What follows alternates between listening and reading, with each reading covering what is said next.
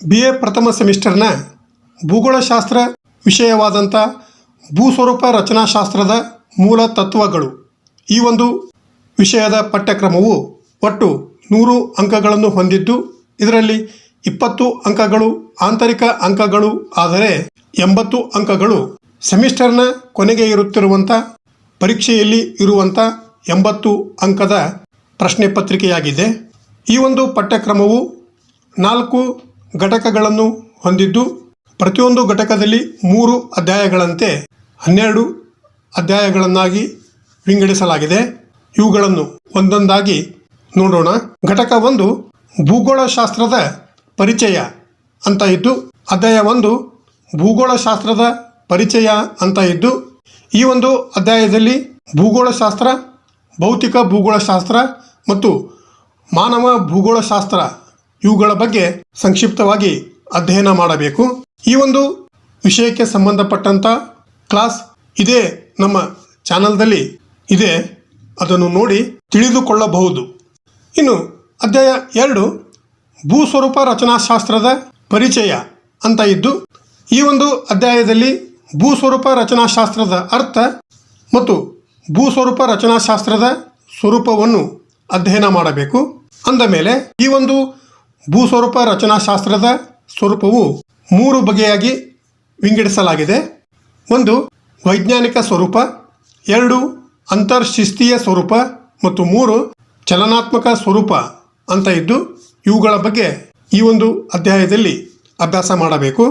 ಇದೇ ಅಧ್ಯಾಯದಲ್ಲಿ ಭೂಸ್ವರೂಪ ರಚನಾಶಾಸ್ತ್ರದ ಅಭಿವೃದ್ಧಿ ಅಂತ ಇದ್ದು ಈ ಒಂದು ಭೂಸ್ವರೂಪ ರಚನಾಶಾಸ್ತ್ರದ ಅಭಿವೃದ್ಧಿಯನ್ನು 2 ಹಂತಗಳಾಗಿ ವಿಂಗಡಿಸಲಾಗಿದೆ.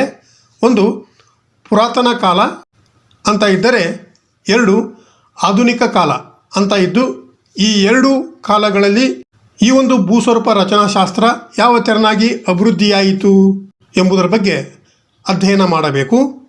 ಅಲ್ಲದೆ ಇದೇ ಅಧ್ಯಾಯದಲ್ಲಿ ಭೂಸ್ವರೂಪ ರಚನಾಶಾಸ್ತ್ರದ ವ್ಯಾಪ್ತಿ, ಭೂಸ್ವರೂಪ ರಚನಾಶಾಸ್ತ್ರದ ಮೂಲ ತತ್ವಗಳು ಮತ್ತು ಭೂವೈಜ್ಞಾನಿಕ ಕಾಲಮಾನ ಅಥವಾ ಪ್ರಮಾಣದ ಬಗ್ಗೆ ಅಧ್ಯಯನ ಮಾಡಬೇಕು. ಈ ಒಂದು ವಿಷಯಕ್ಕೆ ಸಂಬಂಧಪಟ್ಟಂತಹ ಕ್ಲಾಸ್ ಅಂದರೆ ವಿಡಿಯೋಗಳು ಇದೇ ನಮ್ಮ ಚಾನಲ್ದಲ್ಲಿ ಇವೆ, ಅವುಗಳನ್ನು ನೋಡಿ ತಿಳಿದುಕೊಳ್ಳಬಹುದು. ಇನ್ನು ಅಧ್ಯಾಯ 3 ಖಂಡಗಳು ಮತ್ತು ಸಾಗರಗಳ ವಿತರಣೆ ಅಥವಾ ಹಂಚಿಕೆ ಅಂತ ಇದ್ದು ಈ ಒಂದು ಅಧ್ಯಾಯದಲ್ಲಿ ಖಂಡಗಳು ಮತ್ತು ಸಾಗರಗಳ ವಿತರಣೆಯ ಲಕ್ಷಣಗಳು ಆದಂಥ 1 ಭೂ ಮತ್ತು ಜಲ ಗೋಳಾರ್ಧಗಳು, 2 ಭೂಖಂಡಗಳ ಎತ್ತರ ಮತ್ತು ಸಾಗರಗಳ ಆಳ, 3 ಭೂಭಾಗ ಮತ್ತು ಸಾಗರಗಳ ತ್ರಿಕೋನಾಕೃತಿ ಆಕಾರ, 4 ಉತ್ತರ ಮತ್ತು ದಕ್ಷಿಣ ಧ್ರುವ, 5 ತದ್ವಿರುದ್ಧ ಹಂಚಿಕೆ, ಕೊನೆಯದಾಗಿ 6 ಪೆಸಿಫಿಕ್ ಮಹಾಸಾಗರ. ಈ 6 ಅಂಶಗಳನ್ನು ಈ ಒಂದು ಅಧ್ಯಾಯದಲ್ಲಿ ಅಧ್ಯಯನ ಮಾಡಬೇಕು. ಈ ಒಂದು ವಿಷಯಕ್ಕೆ ಸಂಬಂಧಪಟ್ಟಂಥ ವಿಷಯವೂ ಸಹ ಇದೇ ನಮ್ಮ ಚಾನಲ್ದಲ್ಲಿ ಖಂಡಗಳ ಮತ್ತು ಮಹಾಸಾಗರಗಳ ಹಂಚಿಕೆ ಅನ್ನುವಂಥ ವಿಡಿಯೋ ಇದೆ, ಅದನ್ನು ನೋಡಿ ತಿಳಿದುಕೊಳ್ಳಬಹುದು.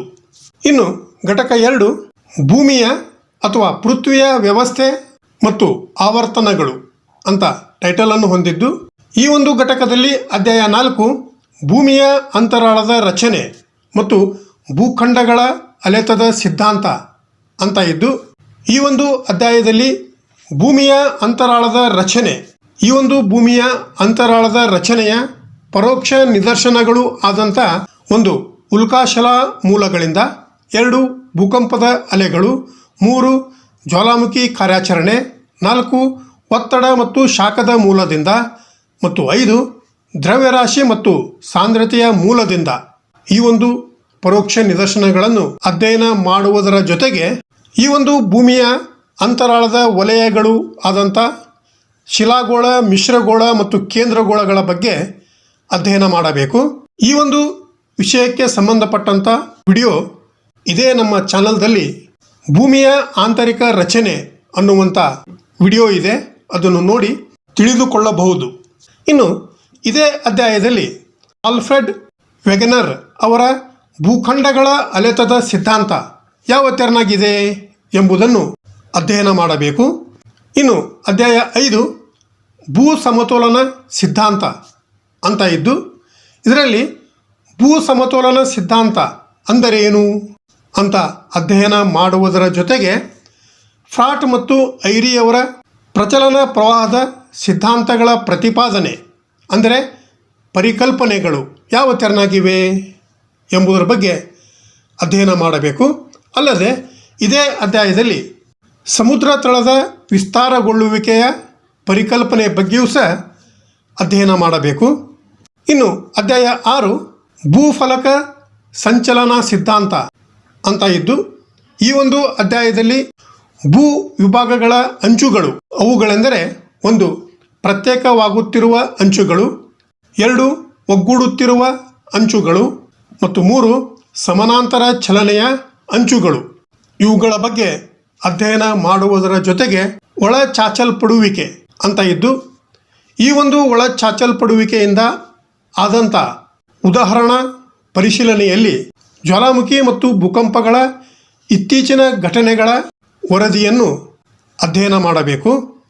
ಇನ್ನು ಘಟಕ 3 ಪೃಥ್ವಿಯ ಕ್ರಿಯಾತ್ಮಕ ಚಲನೆಗಳು ಅಂತ ಟೈಟಲನ್ನು ಹೊಂದಿದ್ದು, ಈ ಒಂದು ಘಟಕದಲ್ಲಿ ಅಧ್ಯಾಯ 7 ಭೂಸ್ಥಾನ ಪಲ್ಲಟಗಳು ಅಂತ ಇದ್ದು, ಈ ಒಂದು ಅಧ್ಯಾಯದಲ್ಲಿ ಅಂತರ್ಜನಿತ ಮತ್ತು ಬಹಿರ್ಜನಿತ ಅಥವಾ ಬಾಹ್ಯಜನಿತ ಶಕ್ತಿಗಳು ಹಾಗೂ ಭೂಮಿಯಲ್ಲಿ ಹಠಾತ್ ಚಲನೆ ಮತ್ತು ಭೂ ವಿರೂಪಣಾ ಚಲನೆಗಳ ಬಗ್ಗೆ ಅಧ್ಯಯನ ಮಾಡಬೇಕು. ಆ ಒಂದು ಭೂ ವಿರೂಪಣಾ ಚಲನೆಗಳು ಎಂದರೆ 1 ಊರ್ಧ್ವಮುಖ ಸ್ಥಾನಪಲ್ಲಟ ಅಥವಾ ಭೂಖಂಡ ನಿರ್ಮಾಣ ಸ್ಥಾನಪಲ್ಲಟ, 2 ಸಮತಲ ಸ್ಥಾನಪಲ್ಲಟ ಅಥವಾ ಪರ್ವತ ನಿರ್ಮಾಣ ಚಲನೆ, 3 ಮಡಿಕೆ ಮತ್ತು ಸ್ತರಭಂಗ ಪ್ರಕ್ರಿಯೆಗಳು ಅಂತ ಇದ್ದು, ಇದರಲ್ಲಿ ಮಡಿಕೆ ಮತ್ತು ಸ್ತರಭಂಗಗಳ ಅರ್ಥ ಮತ್ತು ವಿಧಗಳನ್ನು ಸಹ ಅಧ್ಯಯನ ಮಾಡಬೇಕು. ಈ ಒಂದು ಮಡಿಕೆಗೆ ಸಂಬಂಧಪಟ್ಟಂಥ ವಿಷಯ ಇದೇ ನಮ್ಮ ಚಾನಲ್ದಲ್ಲಿ ಮಡಿಕೆಗಳು ಅನ್ನುವಂಥ ವಿಡಿಯೋ ಇದೆ, ಅದನ್ನು ನೋಡಿ ತಿಳಿದುಕೊಳ್ಳಬಹುದು. ಇನ್ನು ಅಧ್ಯಾಯ 8 ಜ್ವಾಲಾಮುಖಿ, ಭೂಕಂಪ, ಶಿಲೆಗಳು ಮತ್ತು ಶಿಥಿಲೀಕರಣ ಅಂತ ಇದ್ದು, ಈ ಒಂದು ಅಧ್ಯಾಯದಲ್ಲಿ ಮೊದಲಿಗೆ ಜ್ವಾಲಾಮುಖಿ ಬಗ್ಗೆ ನೋಡಿದಾಗ ಇಲ್ಲಿ ಜ್ವಾಲಾಮುಖಿಯ ಅರ್ಥ, ಜ್ವಾಲಾಮುಖಿಗಳು ಉಂಟಾಗಲು ಕಾರಣಗಳು, ಜ್ವಾಲಾಮುಖಿಯಿಂದ ಹೊರಬೀಳುವ ವಸ್ತುಗಳು, ಜ್ವಾಲಾಮುಖಿ ವಿಧಗಳು, ಜ್ವಾಲಾಮುಖಿಗಳ ಹಂಚಿಕೆ ಮತ್ತು ಈ ಒಂದು ಜ್ವಾಲಾಮುಖಿಗಳ ಪರಿಣಾಮಗಳ ಬಗ್ಗೆ ಅಧ್ಯಯನ ಮಾಡಬೇಕು. ಈ ಒಂದು ಜ್ವಾಲಾಮುಖಿಯ ಬಗ್ಗೆ ಇದೇ ನಮ್ಮ ಚಾನಲ್ದಲ್ಲಿ ಜ್ವಾಲಾಮುಖಿಗಳು ಅನ್ನುವಂಥ ವಿಡಿಯೋ ಇದೆ, ಅದನ್ನು ನೋಡಿ ತಿಳಿದುಕೊಳ್ಳಬಹುದು. ಇನ್ನು ಭೂಕಂಪಗಳ ಬಗ್ಗೆ ನೋಡಿದಾಗ ಇದರಲ್ಲಿ ಭೂಕಂಪದ ಅರ್ಥ, ಭೂಕಂಪದ ಅಲೆಗಳು, ಈ ಒಂದು ಭೂಕಂಪಗಳು ಉಂಟಾಗಲು ಕಾರಣಗಳು, ಅಲ್ಲದೆ ಭೂಕಂಪಗಳ ವಿಧಗಳು, ಭೂಕಂಪಗಳ ಹಂಚಿಕೆ ಮತ್ತು ಭೂಕಂಪಗಳ ಪರಿಣಾಮಗಳು ಏನು ಎಂಬುದರ ಬಗ್ಗೆ ಅಧ್ಯಯನ ಮಾಡಬೇಕು. ಈ ಎಲ್ಲ ವಿಷಯಗಳು ಸಹ ಇದೇ ನಮ್ಮ ಚಾನಲ್ನಲ್ಲಿ ಭೂಕಂಪಗಳು ಅನ್ನುವಂಥ ಒಂದು ವಿಡಿಯೋ ಇದೆ, ಅದನ್ನು ನೋಡಿ ತಿಳಿದುಕೊಳ್ಳಬಹುದು. ಇನ್ನು ಇದೇ ಅಧ್ಯಾಯದಲ್ಲಿ ಶಿಲೆಗಳು, ಇದರಲ್ಲಿ ಶಿಲೆಗಳ ಗುಣಲಕ್ಷಣಗಳು, ಶಿಲೆಗಳ ಪ್ರಕಾರಗಳು ಮತ್ತು ಶಿಲೆಗಳ ಪ್ರಾಮುಖ್ಯತೆ ಅಥವಾ ಉಪಯೋಗಗಳು ಏನು ಎಂಬುದನ್ನು ಅಧ್ಯಯನ ಮಾಡುವುದರ ಜೊತೆಗೆ ಶಿಲಾವರ್ತ ಈ ಒಂದು ವಿಷಯವನ್ನು ಸಹ ಈ ಒಂದು ಅಧ್ಯಾಯದಲ್ಲಿ ಅಧ್ಯಯನ ಮಾಡಬೇಕಾಗುತ್ತದೆ. ಈ ಒಂದು ವಿಷಯಕ್ಕೆ ಸಂಬಂಧಪಟ್ಟಂಥ ವಿಡಿಯೋಗಳು ಇದೇ ನಮ್ಮ ಚಾನಲ್ದಲ್ಲಿ ಈ ಒಂದು ಶಿಲೆಗಳ ವಿಧಗಳು ಆದಂಥ ಅಗ್ನಿಶಿಲೆಗಳು, ಪದರು ಶಿಲೆಗಳು, ರೂಪಾಂತರ ಶಿಲೆಗಳು ಮತ್ತು ಶಿಲಾ ಆವರ್ತ ಇವುಗಳ ಬಗ್ಗೆ ಇರುತ್ತಿರುವಂಥ 4 ವಿಡಿಯೋಗಳು ಈ ನಮ್ಮ ಚಾನಲ್ನಲ್ಲಿ ಇವೆ, ಅವುಗಳನ್ನು ನೋಡಿ ತಿಳಿದುಕೊಳ್ಳಬಹುದು. ಇನ್ನು ಇದೇ ಅಧ್ಯಾಯದಲ್ಲಿ ಕೊನೆಯ ವಿಷಯವಾದಂಥ ಶಿಥಿಲೀಕರಣ, ಇದರಲ್ಲಿ ಶಿಥಿಲೀಕರಣದ ಅರ್ಥ, ಶಿಥಿಲೀಕರಣದ ವಿಧಗಳು ಮತ್ತು ಈ ಒಂದು ಶಿಥಿಲೀಕರಣದಿಂದ ಆದಂಥ ಪರಿಣಾಮಗಳು ಏನು ಎಂಬುದರ ಬಗ್ಗೆ ಅಭ್ಯಾಸ ಮಾಡಬೇಕು. ಇನ್ನು ಅಧ್ಯಾಯ 9 ವಸ್ತುರಾಶಿಯ ಚಲನೆ ಅಂತ ಇದ್ದು, ಈ ಒಂದು ಅಧ್ಯಾಯದಲ್ಲಿ ವಸ್ತುರಾಶಿಯ ಚಲನೆಯ ಅರ್ಥ, ವಸ್ತುರಾಶಿಯ ಚಲನೆಯನ್ನು ನಿಯಂತ್ರಿಸುವ ಅಂಶಗಳು ಮತ್ತು ವಸ್ತುರಾಶಿಯ ಚಲನೆಯ ವಿಧಗಳು ಆದಂಥ 1 ಮಣ್ಣಿನ ಚಲನೆ, 2 ಮಣ್ಣಿನ ಪದರುಗಳ ಹರಿವು, 3 ಮಣ್ಣಿನ ಹರಿವು, 4 ಭೂಕುಸಿತಗಳು ಮತ್ತು 5 ಶಿಲಾಪಾತಗಳು ಇವುಗಳ ಬಗ್ಗೆ ಅಭ್ಯಾಸ ಮಾಡಬೇಕು. ಇನ್ನು ಕೊನೆಯ ಘಟಕ 4 ಭೂ ಸ್ವರೂಪಗಳ ವಿಕಾಸ ಅಂತ ಇದ್ದು ಇದರಲ್ಲಿ ಅಧ್ಯಾಯ 10 ಭೂ ಸ್ವರೂಪಗಳು, ಇಳಿಜಾರು ಬೆಳವಣಿಗೆ ಮತ್ತು ಭೂ ಸವೆತ ಚಕ್ರದ ಪರಿಕಲ್ಪನೆ ಅಂತ ಇದ್ದು ಮೊದಲಿಗೆ ಭೂ ಸ್ವರೂಪಗಳನ್ನು ನೋಡಿದಾಗ ಇದರಲ್ಲಿ ಭೂ ಸ್ವರೂಪಗಳ ಅರ್ಥ ಮತ್ತು ಭೂ ಸ್ವರೂಪಗಳ ವಿಧಗಳು ಆದಂಥ ಪರ್ವತಗಳು, ಪ್ರಸ್ಥಭೂಮಿಗಳು ಮತ್ತು ಮೈದಾನಗಳ ಬಗ್ಗೆ ಅಧ್ಯಯನ ಮಾಡುವುದರ ಜೊತೆಗೆ ಭೂ ಸ್ವರೂಪಗಳ ಬೆಳವಣಿಗೆಯನ್ನು ನಿಯಂತ್ರಿಸುವ ಅಂಶಗಳು ಯಾವುವು ಎಂಬುದನ್ನು ಸಹ ಅಧ್ಯಯನ ಮಾಡಬೇಕು. ಅಲ್ಲದೆ ಇದೇ ಅಧ್ಯಾಯದಲ್ಲಿ ಇಳಿಜಾರುಗಳ ಬೆಳವಣಿಗೆ ಅಂತ ಇದ್ದು ಇದರಲ್ಲಿ ಇಳಿಜಾರುಗಳ ಬೆಳವಣಿಗೆಯ ಪರಿಕಲ್ಪನೆ ಮತ್ತು ಇಳಿಜಾರುಗಳ ಬೆಳವಣಿಗೆಯ ವಿಧಗಳು ಯಾವುವು ಎಂಬುದರ ಬಗ್ಗೆ ಅಧ್ಯಯನ ಮಾಡಬೇಕು. ಇದೇ ಅಧ್ಯಾಯದಲ್ಲಿ ಭೂಸವೆತ ಚಕ್ರದ ಪರಿಕಲ್ಪನೆ ಅಂತ ಇದ್ದು ಈ ಒಂದು ಭೂಸವೆತ ಚಕ್ರದ ಪರಿಕಲ್ಪನೆಯಲ್ಲಿ WM ಡೇವಿಸ್ ಮತ್ತು W ಟೆಂಕ್ರವರ ಸಿದ್ಧಾಂತಗಳು ಯಾವ ತೆರನಾಗಿವೆ ಎಂಬುದರ ಬಗ್ಗೆ ಅಧ್ಯಯನ ಮಾಡಬೇಕು. ಇನ್ನು ಅಧ್ಯಾಯ 11 ನಗ್ನೀಕರಣದ ಕರ್ತುಗಳು ಅಂತ ಇದ್ದು ಈ ಒಂದು ಅಧ್ಯಾಯದಲ್ಲಿ ನದಿಯ ಕಾರ್ಯ ಮತ್ತು ಜಲಾನಯನ ಪ್ರದೇಶದ ಮಾದರಿಗಳು, ಅಲ್ಲದೆ ಅಂತರ್ಜಲ ಕಾರ್ಯ, ಸಮುದ್ರದ ಅಲೆಗಳ ಕಾರ್ಯ, ಗಾಳಿಯ ಕಾರ್ಯ ಮತ್ತು ಹಿಮನದಿ ಕಾರ್ಯಗಳನ್ನು ಅಧ್ಯಯನ ಮಾಡುವುದರೊಂದಿಗೆ ಈ ಎಲ್ಲ ಕಾರ್ಯಗಳಿಂದ ನಿರ್ಮಿತವಾಗುವಂಥ ಅಂದರೆ ಉಂಟಾಗುವಂಥ ಭೂಸ್ವರೂಪಗಳು ಯಾವುವು ಎಂಬುದರ ಬಗ್ಗೆಯೂ ಸಹ ಈ ಒಂದು ಅಧ್ಯಾಯದಲ್ಲಿ ಅಧ್ಯಯನ ಮಾಡಬೇಕು. ಇನ್ನು ಕೊನೆಯ ಅಧ್ಯಾಯ 12 ಅನ್ವಯಿಕ ಭೂಸ್ವರೂಪ ರಚನಾಶಾಸ್ತ್ರ ಅಂತ ಇದ್ದು ಈ ಒಂದು ಅಧ್ಯಾಯದಲ್ಲಿ ಭಾರತ ಮತ್ತು ಕರ್ನಾಟಕದಲ್ಲಿ ಪ್ರಾದೇಶಿಕ ಯೋಜನೆ, ನಗರ ಯೋಜನೆ, ಸಾರಿಗೆ, ಗಣಿಗಾರಿಕೆ, ವಿಪತ್ತುಗಳ ನಿರ್ವಹಣೆ, ಕೃಷಿ ಮತ್ತು ಪರಿಸರ ನಿರ್ವಹಣೆ ಯಾವ ತೆರನಾಗಿದೆ ಎಂಬುದರ ಬಗ್ಗೆ ಅಧ್ಯಯನ ಮಾಡಬೇಕು.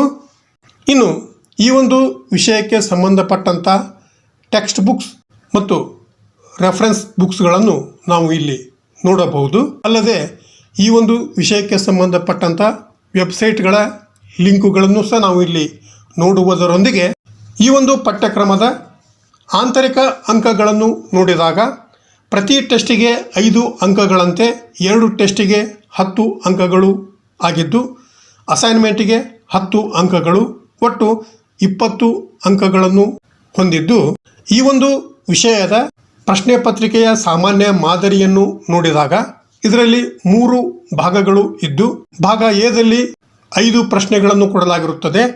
ಆ 5 ಪ್ರಶ್ನೆಗಳಿಗೂ ಉತ್ತರಿಸಬೇಕು. ಪ್ರತಿಯೊಂದಕ್ಕೆ 2 ಅಂಕಗಳಂತೆ 5 ಪ್ರಶ್ನೆಗಳಿಗೆ 10 ಅಂಕಗಳು ಆಗಿವೆ. ಇನ್ನು ಭಾಗ ಬಿ ಯಲ್ಲಿ 10 ಪ್ರಶ್ನೆಗಳನ್ನು ಕೊಡಲಾಗಿರುತ್ತದೆ. ಅವುಗಳಲ್ಲಿ ಬೇಕಾದ 8 ಪ್ರಶ್ನೆಗಳಿಗೆ ಮಾತ್ರ ಉತ್ತರಿಸಬೇಕು. ಪ್ರತಿಯೊಂದು ಪ್ರಶ್ನೆಗೆ 5 ಅಂಕಗಳಂತೆ 8 ಪ್ರಶ್ನೆಗಳಿಗೆ 40 ಅಂಕಗಳು. ಆದರೆ ಭಾಗ ಸಿ ಯಲ್ಲಿ 10 ಅಂಕದ 4 ಪ್ರಶ್ನೆಗಳು ಇದ್ದು ಅವುಗಳಲ್ಲಿ ಬೇಕಾದ 3 ಪ್ರಶ್ನೆಗಳಿಗೆ ಮಾತ್ರ ಉತ್ತರಿಸಬೇಕು. ಪ್ರತಿಯೊಂದು ಪ್ರಶ್ನೆಗೆ 10 ಅಂಕಗಳಂತೆ ಇದು 30 ಅಂಕಗಳನ್ನು ಹೊಂದಿದ್ದು ಒಟ್ಟಾರೆ 80 ಅಂಕಗಳ ಪ್ರಶ್ನೆ ಪತ್ರಿಕೆ ಇದಾಗಿದ್ದು ಮುಂದಿನ ಕ್ಲಾಸಿನೊಂದಿಗೆ ಮತ್ತೆ ಭೇಟಿಯಾಗೋಣ. Thank you.